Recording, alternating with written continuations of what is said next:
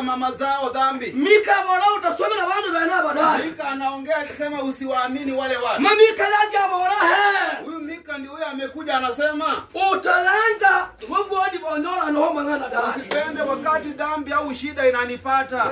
Utalanza la sana dai. Siwe wa kufurahia sana. Chikira mnasaya wange wainde sala buri kasa. Mungu ambaye anaomba kila siku. Mama anaona ni ngana hivi. Wakati ataona hili neno. Na yibongo la madama nu. Wewe unanitendea mabaya. Abora yibeni ngana dia nini? Anasema hili neno. O mabana ndio ni aibu sana. Utakuwa nayo na aibu.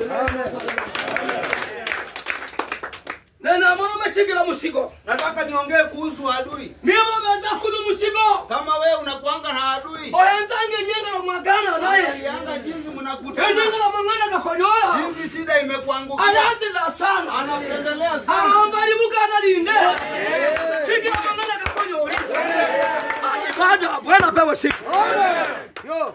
Ibada iliyo hai. Bwana pewe sifa. Atenda mpaka jana tabari bakale. Huwa anakimbia analeta watu wa kitambo. Ajababona leo nena ngoja bwana. Anawaambia nataka nifanye maneno. Mungu yale musigo wange. Yule alikuwa adui wangu. Na chigila na komono la Na karona. leo nimempata. Aja komekela mangana gatabeho. Huwa anakusingizia mengine. Lakini Mika bora. Lakini Mika anasema Nenda na sala wange. yeye ndio Mungu. Ananenda na sala wewe. Ngoja Mungu. Na sala wewe barasa. Amen. Amarali ngana hivyo. Nona Nona budinyo. Bwana pewe sifa. Amen. Barojiba beza kwenu ubuhindi. Yo. Bako. Baba nyingi ro. Ona mutenda noni.